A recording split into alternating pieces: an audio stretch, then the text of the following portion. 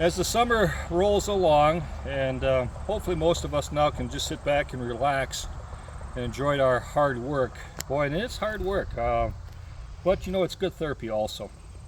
We just sit back and think about, okay, now everything is starting to look nice. What could we do different now that we could enjoy next year? Now, I'd like to go ahead and give you a flower, a perennial that I think is just, I don't know, doesn't get enough recognition being in flower beds. So I want to go ahead and kind of give you some insight of the coneflower. Now, we've got a nice little section of coneflowers in the back of our B&B on our last room that we have back here. And these coneflowers, we have a nice row that goes all the way down to the other end. And these here I planted by seed 3 years ago. They've done absolutely wonderful. And the thing about this perennial is once you get it established, it will reseed itself the next year. Now, the thing I had problems with was when I went ahead and I used seed to get it growing, you got to stay on top of the weeds, of course. And that's the challenge.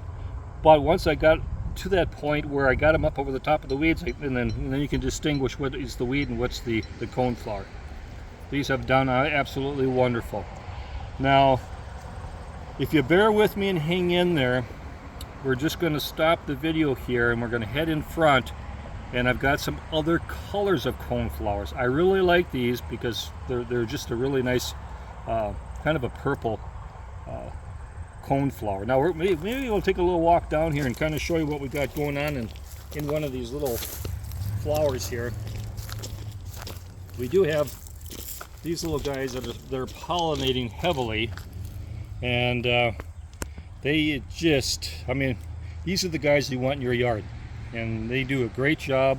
If you got your vegetable areas nearby, they'll go ahead and pollinate your blossoms on your vegetable plants. And then you get to honeybees that'll be getting in here.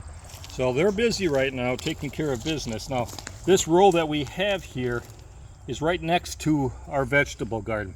And these guys get what they need to go to the flowers and the vegetables, and boom, you know, we have a pretty good production of things. So that's just kind of an item that you just kind of like need to plan out. So we're just going to stop the video, and then we're going to head up front and give you some more insight of what else is available in the colors for the coneflowers.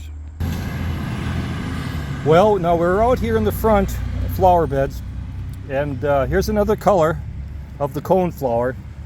It's a nice white one. I've got it mixed in with the purple coneflowers. Now these here are just pretty recent, so that's why there's not quite so many of them. I bought these, and then my wife goes ahead and she kind of searches out the greenhouses for something that we don't really have a lot of in our flower beds, and she was bringing home the coneflowers and she found a white one. So we're going ahead, mixing it in there. Oh, look at this butterfly. He just decided, well, you know what, there's something going on there. I'm going to stop by and see if there's anything in that flower I like. So she went ahead and bought the white one, and we mixed it in there. Now we're just going to kind of take a shortcut through the flower bed here. I'm going to show you another color. Just hang in there. I think this is something that everybody should maybe try having in their gardens. Now we do have a different shade of coneflower here, which I really enjoy.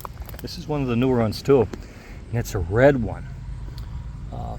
And this is how bright they turn out when they just begin to open up. Now this one right here is just like a newer flower that opened up, and then we got the ones that are down below down there. They're starting to fade, which is kind of an orange little tint, which is very pretty too. So I don't want to go ahead and bore you guys to death, but for those that want to try a different flower, they're very hardy. You know, give it a whirl. I think that you'll really enjoy them. They're just very unique and something different in your flower beds. So from northeast Iowa, home of our B&B, the upper Midwest, just want to go ahead and say happy gardening to all of you, and stay tuned. We got some more stuff coming.